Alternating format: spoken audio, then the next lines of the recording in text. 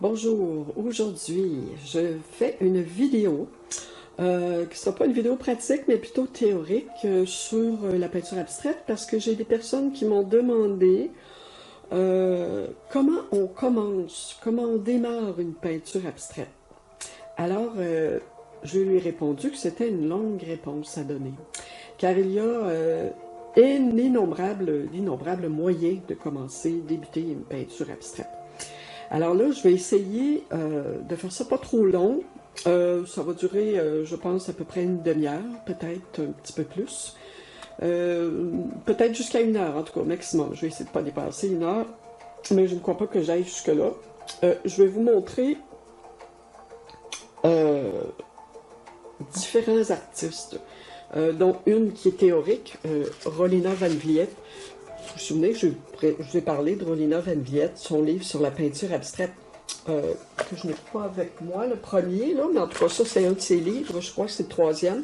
Elle en a fait 3. J'en ai un qui est en français, les autres sont en anglais. Et puis, c'est ça. Moi, j'ai traduit quelques petits bouts dans ça, je vous en ai donné, puis je vais vous en donner encore. Alors, ici, toutes ces parties théoriques, moi, j'ai traduit ça. Alors, je pense que ça peut aider certains élèves. Donc, je vais vous montrer des photos, je vais vous montrer de quoi on peut s'inspirer et je vais vous montrer, je vais vous parler de moi, quelles sont mes inspirations à moi. Ok, alors voilà, on se retrouve dans un instant. Ok, alors, une première chose, vous savez qu'en ce moment, on travaille sur notre projet de la ville. Alors, voici un peintre, mais c'est de l'aquarelle. Moi, j'adore ce livre-là, je ne fais plus d'aquarelle depuis un bout de temps. C'est plutôt de l'acrylique, mais sauf qu'on peut s'inspirer de livres tels que celui-là, même si c'est réalisé à l'aquarelle, c'est très inspirant. Au niveau de la composition, des couleurs, ne serait-ce que pour la palette de couleurs. Alors voici, c'est un monsieur qui est, je ne sais pas de quelle origine il est là, mais c'est John Salminen qui fait du paysage urbain. Alors voilà, moi, ce sur quoi je voulais attirer votre attention, c'est ce que ce peintre-là réalise aussi des peintures abstraites. Alors, peinture abstraite inspirée de ces peintures de la ville qu'il fait lui. Alors, voilà. Donc ça, c'est une peinture qui fait paysage de ville en même temps, mais qui est complètement abstraite. Voici. Je vais vous faire défiler, je vais vous montrer les images. Elles sont très belles. Alors, voici une autre. Une autre ici. Je vous enverrai les images si vous voulez vous en inspirer. Moi, j'avais fait... ben tiens, je vais vous l'expliquer tout de suite. Moi, je sais que un moyen que je trouve bon pour les élèves là, pour s'inspirer en abstraction, c'est de fabriquer un viseur. J'en ai des viseurs, je pourrais vous en prêter. J'avais donné au moins c'est pas 2 ateliers là-dessus avec la Société artistique de Québec sur ce que j'appelle le cropping. Cropping, ça veut dire cadrer en français. Donc, c'est cadrer sur une partie d'une image. On prend cette partie d'image, par exemple, je peux cadrer à peu près n'importe où, ok? Après ça, je vais pouvoir prendre cette petite partie d'image-là que je vais transcrire, ça peut être ici, que je vais transcrire sur une toile. Donc, je prends cette partie-là, exactement cette partie, je pars de cette petite partie que je fais à peu près, ok, pas dans les détails, là. On est en acrylique en plus, là. L'idée c'est pas ça, l'idée c'est de partir d'une petite trace, et puis on la fait de la même grandeur sur notre toile, à quelque part sur la toile, donc je peux décider de placer mon cropping. Ah voilà, je me reprends, je m'excuse, ma caméra était pleine. J'ai dû faire le ménage un peu. Alors, ça ne devrait pas couper, j'espère que ça va aller. Alors, voilà. Si on décide de faire un cropping d'une photo, par exemple, si je prends une petite image ici, et puis je prends cette petite partie-là que je peins, j'imite, ok? Je copie cette petite partie-là, du mieux que je peux, sur une toile. Donc, disons que je prends ma partie, je la copie sur ma toile. Je peux la placer à peu près n'importe où. Moi, je vais la placer sur un des points principaux que je vous ai parlé, là, les 4 points. Soit là, là, là ou là. OK? Alors, je peux placer ça ici, copier du mieux que je peux le petit bout de toile que je regarde avec des pinceaux. Et puis, j'enlève ça. Et puis, après ça, je complète avec mon imagination et ou en m'inspirant aussi de ce qu'il y a déjà ici, mais en changeant les choses. Changeant la ligne, la direction des lignes, en changeant un peu les couleurs, l'intensité des couleurs, quoi que ce soit. OK? Alors voilà. C'est un exemple. Mais il peut être développé davantage, cet exemple-là. Alors voilà. Voilà pour le cropping, le cadrage. Et voilà pour ces belles images là, de peinture abstraite inspirée de ville. Voilà pour cet artiste-là. Je vais probablement amener le livre au cours là, pour vous montrer des choses là-dedans. Bon, j'ai une autre artiste ici qui s'appelle Valérie Duponchel. Je crois que c'est une Française, en tout cas. C'est une Européenne, je ne peux pas vous dire d'où exactement. C'est Nicole Bottet. Ça s'intitule le livre Le Temps. Donc, c'est sur ses œuvres. Alors, elle s'inspire de nature morte, parfois de modèles vivants aussi, qui sont faits très sommairement, très abstraitement. Donc, il y a du papier, collage de papier. Voyez-vous, c'est du collage de papier journal qu'on voit ici, là. OK, avec certains mots qu'on peut lire. Et feuilles, fleurs. Donc, les teintes sont assez neutres, ce qui est très, très beau aussi. Voilà, dernière heure. Alors, ça prend une signification particulière. Donc, il faut toujours faire attention aux mots qu'on va mettre, aux choses qu'on va mettre. Bon, c'est quand même à votre discrétion, là, mais quand même, il y a des mots assez significatifs ici. La paix, voilà. Petite nature morte faite sommairement. Je vais aller vous en montrer d'autres que j'aime beaucoup. Bon, j'aime beaucoup celle-là aussi. Donc, le papier est travaillé, collage de papier, on dirait qu'il y a de la texture là-dessus. Je n'ai pas tout lu au niveau des éléments. Là, c'est de la technique mix et or fin sur bois. Donc, probablement qu'il y a des feuilles d'or là-dessus. Donc, intéressant. Il faut juste sélectionner les matériaux, puis on y va. C'est juste qu'il faut avoir une inspiration de départ. Bon, elle, c'est la nature morte. Les verts. Les palettes de couleurs sont importantes. Toujours son collage de papier qui revient. OK. Voilà ici encore.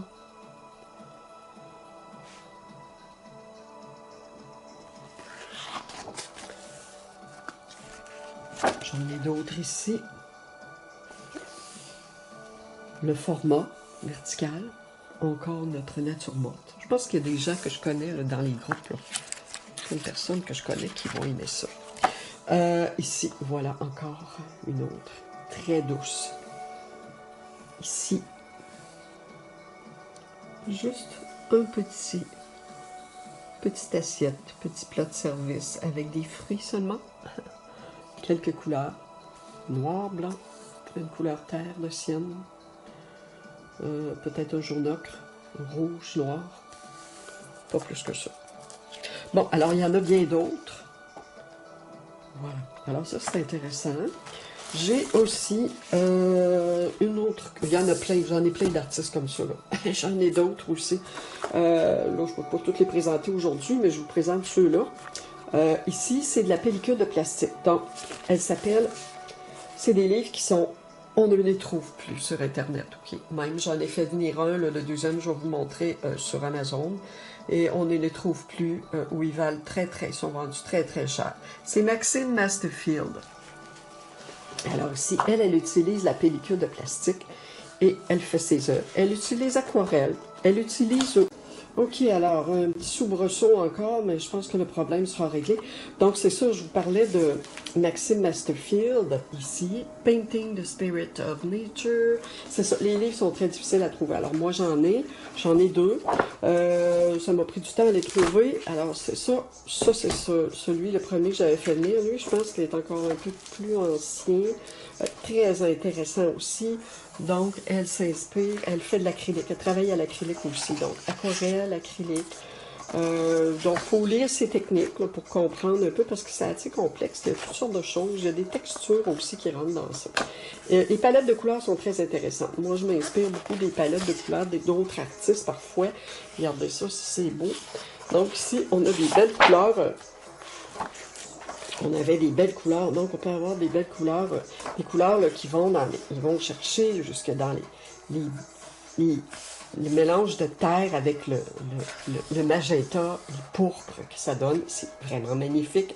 C'est grisâtre un peu, là. C'est très, très, très beau. Voilà. Alors, c'est ça pour cet artiste-là. Ce dont je voulais parler aussi, bon, ça, c'est des professeurs, des livres de professeurs en art abstrait. Donc, ici, on a, j'avais déjà parlé d'elle, je crois, Deborah Stewart, elle travaille l'acrylique, l'aquarelle, et elle superpose souvent le pastel, ou elle va travailler seulement avec le pastel. Donc, ici, c'est de l'acrylique. Donc, elle montre différentes façons de s'inspirer. Donc, le dessin abstrait, donc, simplement, on tire des lignes sur des feuilles de papier. Ici, donc, on a du pastel. Donc, c'est seulement de la couleur qui est posée. Donc, elle s'inspire des éléments en tant que tels, de la couleur, du pastel. Elle s'inspire d'images aussi. Elle fait aussi du cropping, donc du cadrage d'images, OK, qu'elle reporte sur papier. Donc, petite image ici qui est reportée sur papier.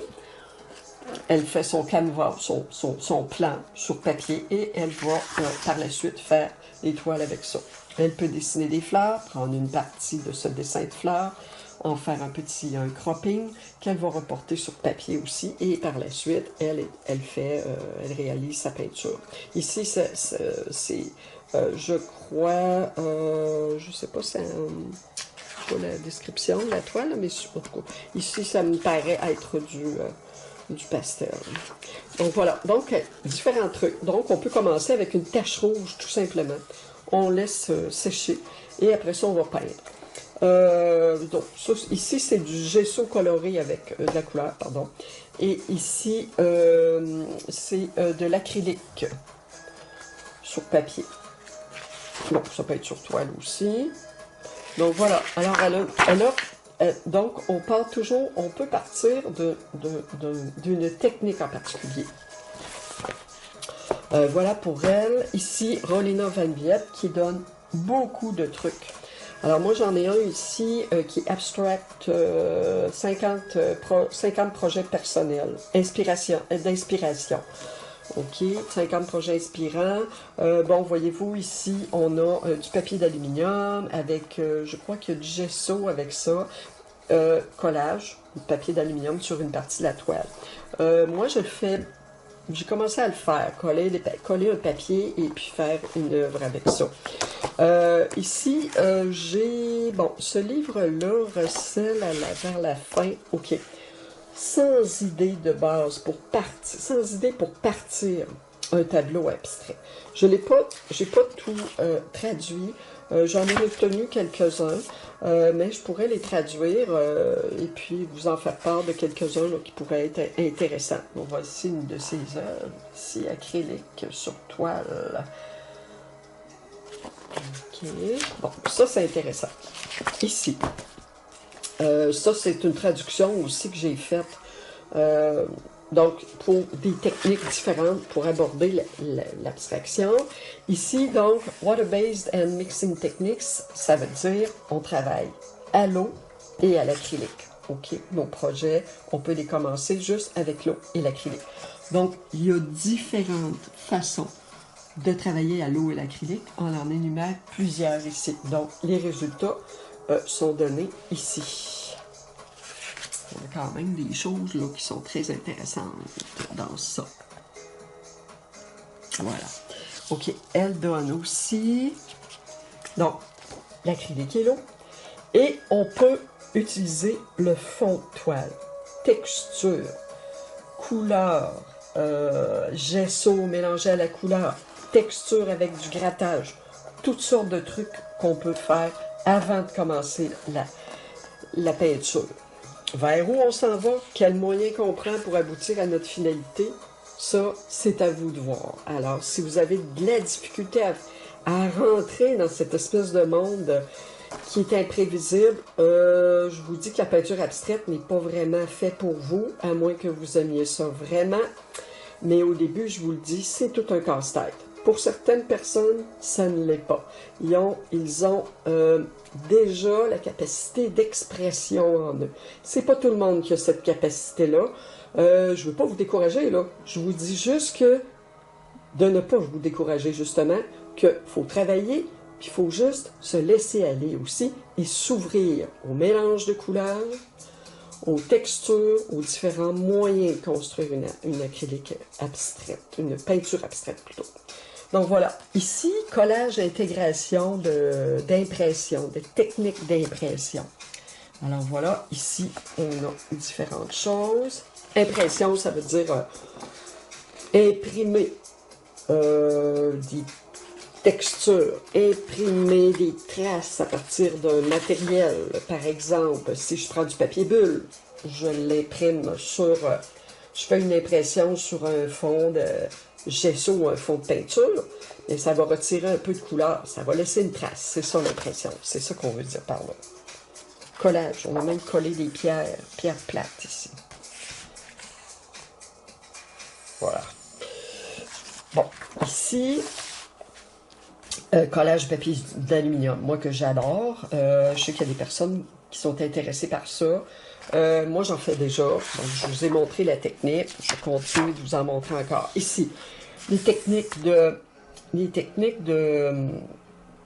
dessin intégrées à la peinture. J'ai tout traduit ça. Je vais tout vous donner ça. Les lignes, techniques avec la ligne aussi. Différentes façons de tracer les lignes. Il y a plusieurs façons de tracer des lignes. Crayon pastel, je pense que je n'ai pas tout traduit ça. Je ne suis pas certaine si je l'ai fait, mais en tout cas, je le ferai éventuellement. C'est long, quand même. Freestyle painting, ça veut dire laisser libre cours à votre comment je pourrais dire, à votre geste. Donc, vous avez envie d'étaler une couleur d'une certaine manière, vous le faites, vous l'expérimentez et vous développez votre peinture. Bon, le meilleur exercice que je pourrais vous proposer, ça serait de faire des papiers. Je vous montre ça à l'instant. Et voilà. Alors, si vous aimez vraiment la peinture, vous allez faire de la peinture librement chez vous. Faire des exercices, ça va vous rendre heureux. Moi, je vous le dis. Il faut avoir cette envie, cette motivation de travailler la peinture, même si c'est juste pour se détendre et décrocher. Mais c'est certain que si vous refusez ce que vous voyez sortir, si vous rejetez ce que vous voyez sortir de vous, ça peut être dangereux. OK? Bon, alors, c'est une attitude qu'il faut rechercher à s'ouvrir devant les matériaux, devant ce qui va se manifester, qui n'est pas toujours de la raison, mais qui est beaucoup de l'intuition. Moi, je vous dirais que je travaille beaucoup par intuition. D'abord, j'ai un amour pour la peinture, j'ai une dévotion pour la peinture qui est infinie, ou presque. Je dédie pas mal une grande partie de ma vie à ça. Alors moi, j'arrêterai pas. Je voudrais toujours continuer. J'espère être en forme longtemps, justement, pour pouvoir continuer longtemps ce beau travail, ce bon travail. Moi, je trouve ça beau, même si c'est pas toujours réussi.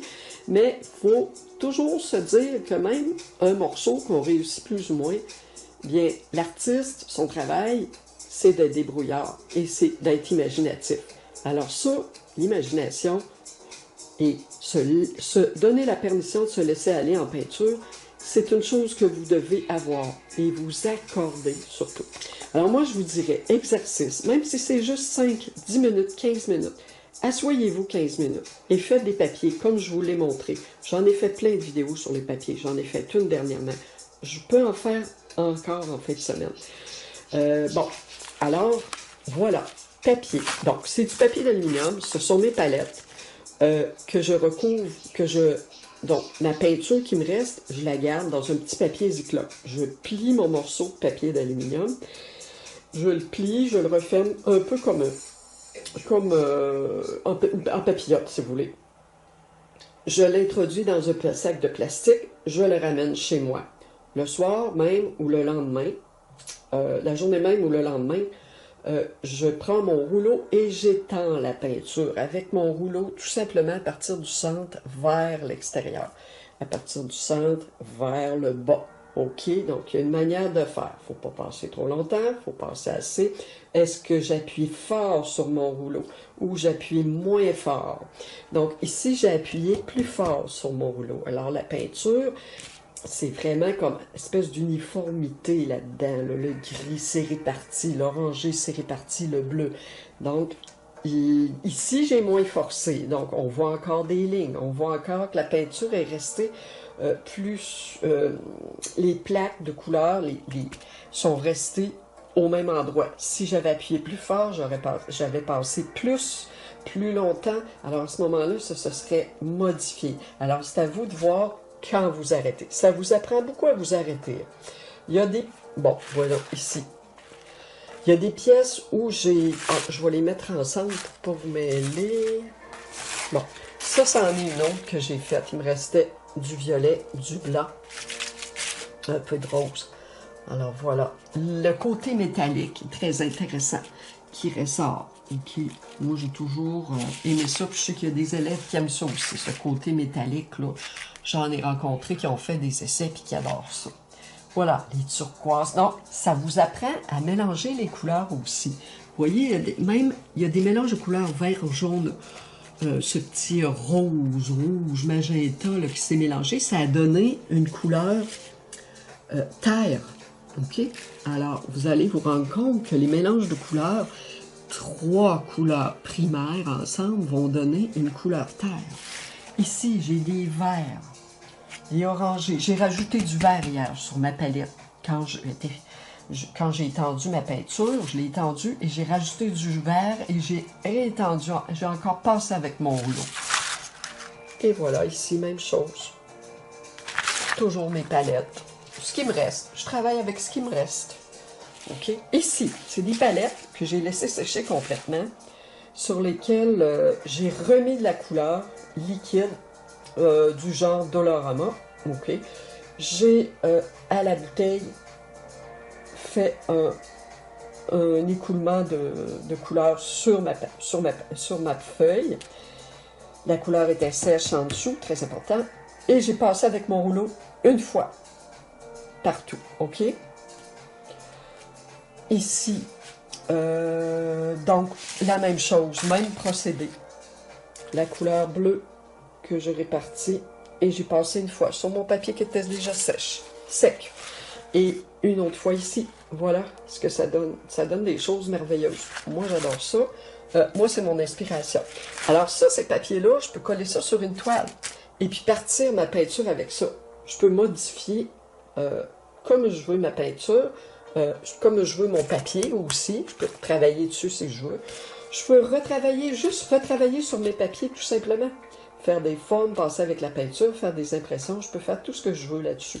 Alors, ces papiers-là peuvent devenir de petites peintures abstraites complètes, si vous les retravaillez une à une, que vous collez vous faites un encollage sur une autre toile, à peu près de la même grandeur, et ça devient une peinture abstraite. Donc, vous aurez produit plusieurs petites peintures abstraites. Je sais pas, moi, ça dépend comment ça mesure, là.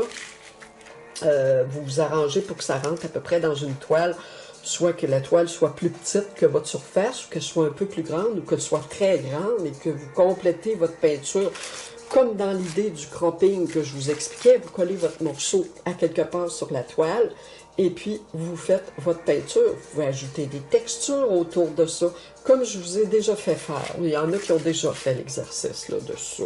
Peut-être pas tout le monde, mais il y en a qui l'ont... Regardez, ici j'ai un papier très, très, très foncé qui peut rentrer dans une peinture acrylique, là, une peinture abstraite. Ça peut être très intéressant.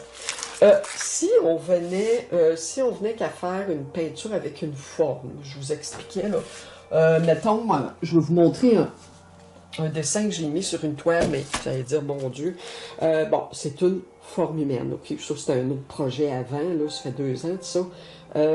Bon, admettons que j'ai une peinture plus grande que ça. Eh bien, mon papier, là, il pourrait aller... Des parties de ce papier pourraient être sur la toile. Je commence ma peinture avec mes bouts de papier. Je prévois un peu d'espace pour ma figure avec pas trop de texture. Il peut même y avoir de la texture. Ça va être juste différent. Alors, après, je fais mon dessin pour faire ma forme. Si on parle, par exemple, des de ce que je vous avais montré tout à l'heure, le livre de Nicole Bottet. Bon, bien, c'est le même principe. Vous voyez, si admettons,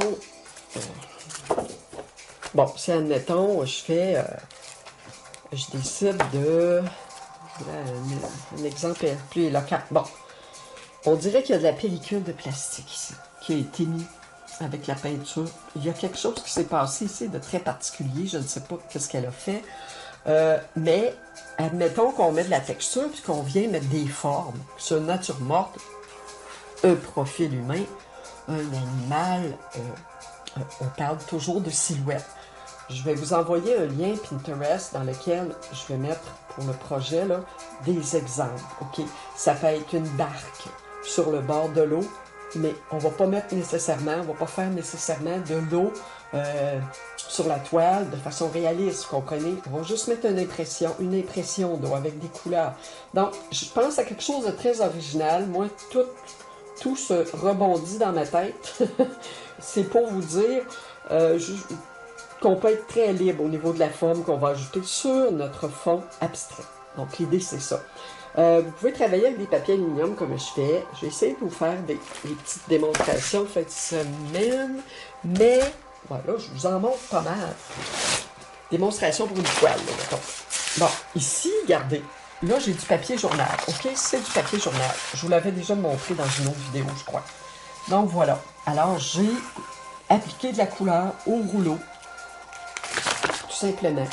Ici, encore la couleur au rouleau. Regardez, je vous parlais de Nicole Bottet avec ses mots. Regardez ce qui m'est arrivé. Donc, c'est par hasard. Brouillard. OK? Alors, vous voyez, c'est un peu dans la même ligne, dans le même esprit que cet artiste-là. Qui m'est arrivé? Ce qui m'est arrivé par hasard.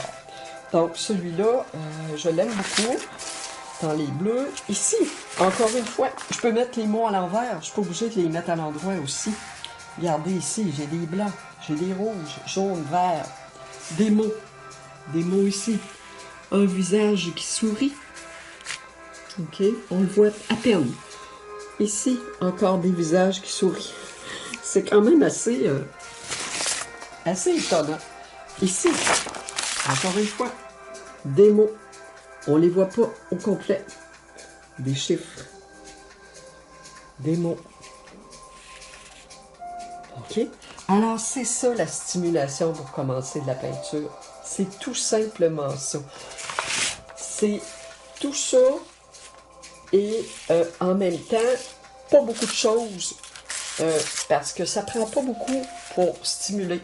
Moi, en tout cas, je suis toujours, comment je pourrais vous dire, émerveillée. J'ai une sensibilité à tout ce qui est texture, à tout ce qui est que je peux toucher, à tout ce que je peux voir dans ses couleurs, dans sa forme particulière, OK? Voilà. Parfois, les choses les plus anodines, moi, ça m'épate. Les choses les plus simples, n'importe quelle tache de couleur, moi, je vais toujours chercher quelque chose dans ça. Il y a toujours quelque chose qui m'épate. Et voilà. Alors, ça, c'est nos travaux. Moi, en tout cas, je vous encourage pour les papiers. Je vais vous en reparler. Et je voulais vous dire aussi que je vais vous passer, si ça intéresse des personnes, vous pouvez m'écrire, me le dire, mais de toute façon, je pense que je vais en faire pour tout le monde, là. Bon, ici, comme les techniques à l'acrylique que je vous parlais, là, de Rolina Van Vliet, le livre sur la peinture abstraite, là, tout ce qu'on peut mettre en background, tout ce qu'on peut mettre en fond de toile, ok? Gel, médium de structure, gesso ou peinture, peinture mélangée, gesso au sable, peinture à mur texturée Artex. J'ai jamais utilisé ça. Peinture à mur texturée Artex. Faut essayer ça. Papier journal, lisse ou froissé, placé sous ou sur la matière. La matière, ça veut dire la peinture. Donc, on peut placer du papier journal en dessous sur la peinture. Bon, ok. Alors, ça, c'est les techniques de fond. Technique mix, c'est peinture de style freestyle. Donc, peinture gestuelle, peinture médium mix, peinture de style libre. Technique avec le pastel à l'huile. Ça rentre dans le freestyle, OK? Et technique mix. C'est ça qu'elle veut dire. les techniques couvrantes et de modification, par exemple, bon, collage de papier, frotter doucement la surface avec du papier de verre, couvrir avec la peinture opaque, faire un glacis.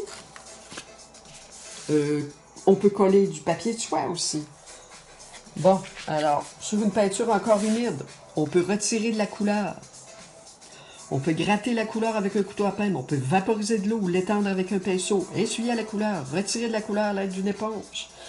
Bon, alors, plein de trucs comme ça. Fait, ça, je pense que je vais le photocopier et je vais vous le donner. Je vais aussi vous donner les termes, les concepts en art concernant la couleur, les caractéristiques des couleurs du tableau, les mélanges de couleurs, l'utilisation créative des couleurs, harmonie de couleurs, bon, toutes des définitions qu'il faut savoir un peu pour explorer la peinture et comprendre aussi.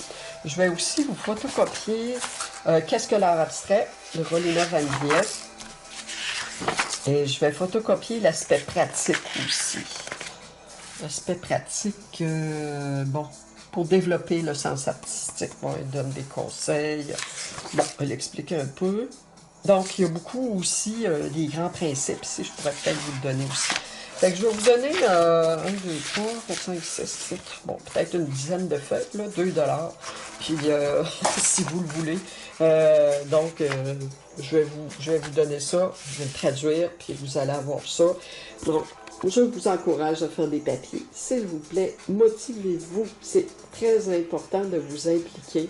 Même si moi, je suis là, c'est certain que je ne peux pas tenir le pinceau à votre place et je ne peux pas non plus penser à votre place. Alors, il doit y avoir une mobilisation d'efforts. Donc, quand on fait de la peinture abstraite, il y a un effort qu'on doit faire. Même, puis si on fait de la peinture figurative, ben, il faut faire un effort aussi. Alors, de toute façon, si vous faites de l'abstrait parce que vous avez de la difficulté à faire de la figuration, ben, vous allez encore avoir aussi de la misère à faire de l'abstrait parce que c'est dans un angle différent. La peinture est traitée dans un angle différent que de faire du figuratif, OK? Mais ça ne veut pas dire que vous ne serez pas capable. OK, je vous dis juste que moi, j'en connais, là, qui travaillent fort, qui travaillent beaucoup, qui prennent des notes, qui regardent les vidéos. On voit qu'il y a des efforts et il y a une évolution. Ça, je peux vous le dire. Puis c'est pas des gens qui ont fait de la peinture dans leur vie, là. C'est des gens qui commencent à faire de la peinture. Alors, moi, je suis toujours prête à aider tout le monde, mais c'est sûr qu'il faut s'aider soi-même. J'en vois qui s'aident beaucoup, qui travaillent, et ça, j'admire. Alors, voilà, je vais vous lâcher un peu parce que la vidéo commence à durer un petit peu longtemps. Alors, merci beaucoup d'avoir regardé cette vidéo, et on va se retrouver au cours. Merci!